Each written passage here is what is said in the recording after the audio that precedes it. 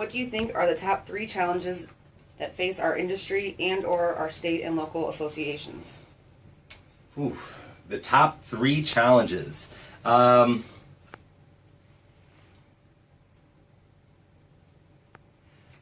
We have a perception of some challenges that exist that, although I don't personally believe them to be real challenges, because the perception is within our industry that it is a challenge, we have to address it. So what I'll say is that challenge has to do with data. We believe, many of us believe, that we are the keepers of the data and that our consumers are coming to us to help them achieve their real estate goals based on our ability to provide the data. And that is a fallacy because the data horse has left the barn years ago. And unfortunately, there's so many of us that are still holding on to that belief within our association. And I don't believe that that's the business that we're in. I think that if we rely exclusively just on the data, or I shouldn't say that, that's an unfair statement to say exclusively, but if we heavily rely on the data as part of our value proposition, then we continue to make ourselves irrelevant as it relates to how we interact with the consumers in the marketplace. Because if we look at other players in the data spectrum, they have much more savvy and a head start on us as it relates to aggregating the data and doing those sorts of things. So as one of our other great real estate leaders once said, if you're in the data business, you're in the wrong business because it's not real estate. So I believe that that is probably one of the largest issues that we face is how do we deal with data and the fear of who has the data and what they're doing with that data. The next thing that I would say is a challenge is from the advocacy space and as it relates to fundraising. We look at the elimination of campaign finance limits within our state. That's a huge challenge for us because when you look at our association of around 20,000 members, it is we were at a time in a position where we can raise a lot of money from individual donors and because those campaign limits were in place. But now, with the elimination of that, it makes very few people able to be in a position to bankroll entire campaigns, which I think is not good for our state as a whole, let alone the real estate industry. We're very effective with the advocacy work that we do. Because when we descend on Jefferson City to discuss the issues that are pertinent to real estate, we're talking to people, and I think our voices are heard when they hear us. We've got great lobbyists at our state level. Sam is fantastic. He does great work for our association. And that is another challenge that we've got as well. Sam, what's our replacement? What's the continuity plan for Sam?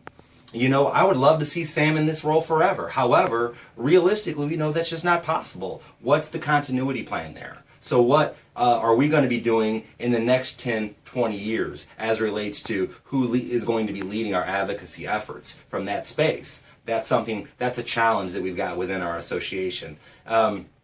So a third challenge. So we've touched on 2 challenges, one of them being data, which is a perceived challenge. The second one being advocacy. We discussed within advocacy, and there's actually a couple of challenges just within advocacy. We talk about campaign finance limits, and we talked about our lobbying efforts and how that looks 10 to 20 years from now.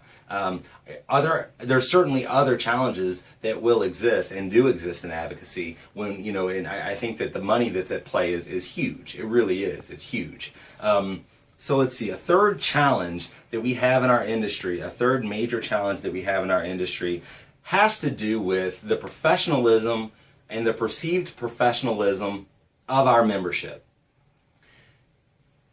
I know that I'm speaking to the choir when I talk about making sure that we're educated and that we're providing value to our consumers and making sure that we're seen as high professionals within our industry. However, if you look at the data, it doesn't suggest that everyone is acting in a manner that's consistent with the values and the code of ethics that we ascribe to and that we aspire to by being members of the National Association of Realtors. So because of that, we have to make sure that we're raising the bar on everyone as it relates to how we interact with consumers and do that in a professional way. I spoke before about what is our value proposition, and I think that maybe if we look at that as an overarching theme, value proposition is probably that challenge. And in fact, it's got several subsets, certainly, from value proposition has several subsets. But when we talked about if our value proposition is data, we know that that's not it. So if we talk about what is our value proposition, it has to be being consultants to the consumers that hire us to help them achieve their real estate goals.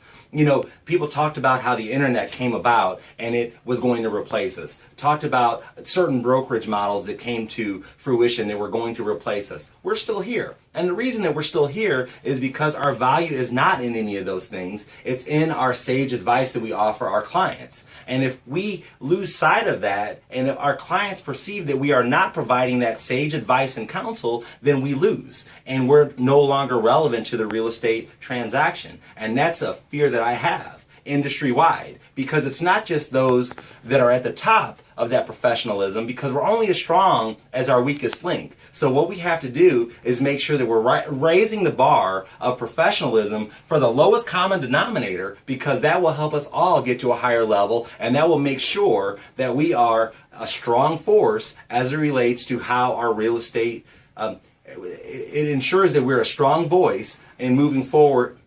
It ensures that we're a strong voice and we remain a viable part and a vital part of the real estate transaction.